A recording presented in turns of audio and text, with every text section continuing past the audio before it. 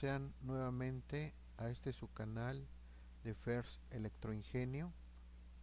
Les agradezco a todos aquellos por tomarse una parte de su valioso tiempo para, para ver estos videos que son especialmente hechos para ustedes, ¿sí? Para que se aprenda, para que se tenga el conocimiento y especialmente para que les sea de gran utilidad. En esta ocasión veremos lo que es un circuito RC en serie y sin más preámbulos comencemos. Bien, un circuito RC en serie es un circuito que está compuesto por una resistencia eléctrica, por un condensador eléctrico, un capacitor y por una fuente de voltaje. Estos elementos están conectados en serie, ¿sí? En este circuito, así como lo vemos en el diagrama, en la figura, la corriente que va a circular va a ser igual a la corriente que circula por la resistencia, ¿sí? Que es un dispositivo limitador de corriente, y va a ser también igual a la corriente que circula por el capacitor, ¿sí? Que como sabemos también es un dispositivo eléctrico el cual almacena energía eléctrica. Entonces la corriente va a ser la misma también a la corriente total de nuestro circuito. Bien, de acuerdo a nuestro análisis vectorial, decimos que la corriente con respecto al voltaje en una resistencia se encuentran en fase. Esto es porque los dos se encuentran en forma lineal, y la corriente con respecto al voltaje en un capacitor se encuentran desfasados 90 grados, ¿sí? La corriente se encuentra adelantada con respecto al voltaje en un capacitor. Aquí, de acuerdo al triángulo rectángulo, vamos a transponer las corrientes, que en este caso va a ser la corriente total, la corriente en la resistencia, la corriente en nuestra reactancia capacitiva, ¿sí? De tal manera que el vector del voltaje de la resistencia se va a encontrar en fase con respecto a su corriente, y el vector del voltaje de la reactancia capacitiva se va a encontrar desfasado 90 grados, de tal manera que el voltaje de la reactancia capacitiva va a estar perpendicular al voltaje de la resistencia. De igual forma, ya teniendo los vectores a 90 grados, vamos a obtener la resultante del voltaje, que en este caso sería la E total.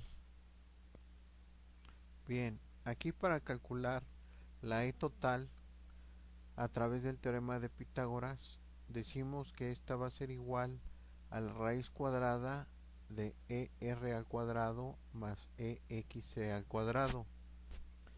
Aquí, por medio de ley de Ohm, calculamos el voltaje en la resistencia, que va a ser igual a I por R, y calculamos también el voltaje de la reactancia capacitiva, que va a ser igual a I por XC, que en este caso viene siendo la reactancia capacitiva. De aquí vamos a sustituir los valores de ER y de EXC, de tal forma que nos queda ET igual a raíz cuadrada de I por R al cuadrado más IXC al cuadrado. De aquí vamos a factorizar la I por ser común en ambos miembros, ¿sí? La factorizamos y la extraemos de la raíz cuadrada, de tal forma que nos va a quedar ET es igual a I por la raíz cuadrada de R al cuadrado más XC al cuadrado. De aquí vamos a tener Z, que es nuestra impedancia eléctrica, ¿sí? ¿Por qué nos queda la Z? Porque va a ser la división de ET entre I, ¿sí? Y esto va a ser Z, que va a ser igual a la raíz cuadrada de R al cuadrado más XC al cuadrado. Bien, aquí pasaremos a calcular un ejemplo, ¿sí? De acuerdo a un circuito RC en serie, para que calculemos los diferentes parámetros que conforman a este circuito. De aquí tenemos que la resistencia tiene un valor de 8 ohms, el valor de la capacitancia va a ser igual a 0.013 microfaradios y vamos a tener una fuente de voltaje de 120 volts, ¿sí? Con frecuencia a 60 Hz. De aquí nos piden que calculemos la reactancia capacitiva, la impedancia eléctrica, el voltaje ER, el voltaje EXC, la corriente del circuito, así como el ángulo Φ. Aquí iniciaremos calculando la reactancia capacitiva para que a su vez podamos calcular la impedancia eléctrica, puesto que nada más contamos con el valor de la resistencia. Aquí, para hacer el cálculo de la reactancia capacitiva, que como sabemos también es una oposición al paso de la corriente eléctrica, pero este es con respecto a un capacitor, que la maneja un capacitor, tenemos que la reactancia capacitiva es igual a la inversa de 2pi por Fc, en el cual 2 es una constante, pi también es un valor constante, que es 3.1416, F, que es la frecuencia, que en este caso son 60 Hz, y C, que es el valor del capacitor, que en este caso son 0.013 por 10 a la menos 6 farads. Bien, al sustituir de estos valores en la fórmula de reactancia capacitiva, ¿sí?, y desarrollar la ecuación, nos da un valor de 204.044.8 ohms. Ahora sí, al haber obtenido el valor de la reactancia capacitiva, pasamos a sustituir los valores en la fórmula de la impedancia eléctrica, que en este caso va a ser igual a la raíz cuadrada de 8 al cuadrado más 204.044.8 ohms, que están elevados también al cuadrado, ¿sí? Aplicando la fórmula, nos da un total en la impedancia de 204.044.8 ohms. Ahora pasaremos a calcular la corriente total, debido a que para calcular el voltaje en la resistencia y el voltaje en el capacitor necesitamos saber el valor de la corriente.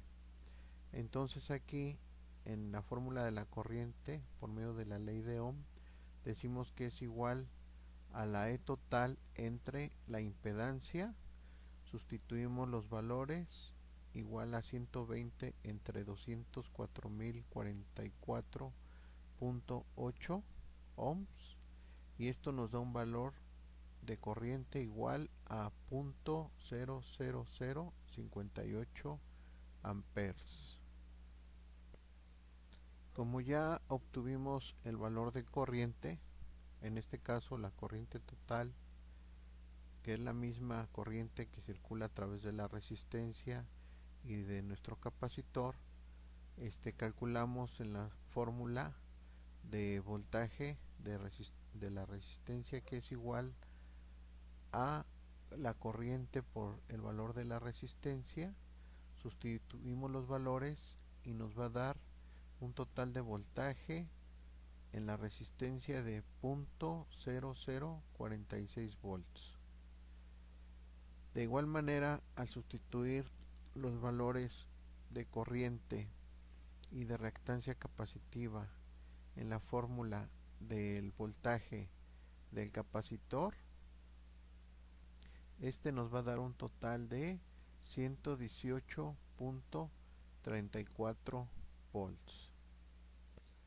Para calcular el ángulo phi, que es el ángulo que se encuentra entre el vector del voltaje total y el voltaje de la resistencia, de acuerdo a nuestro teorema de Pitágoras del triángulo rectángulo, tenemos que el coseno de phi es igual a ER entre E total, y al sustituir los valores de voltaje de la resistencia entre el voltaje total, nos va a dar un total de 3.83 por 10 a la menos 5.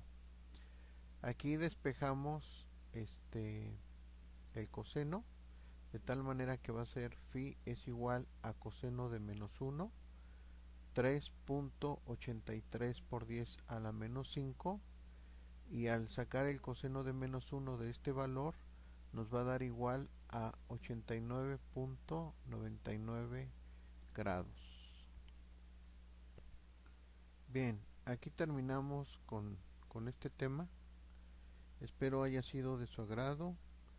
Les agradezco nuevamente por su atención y muchas gracias.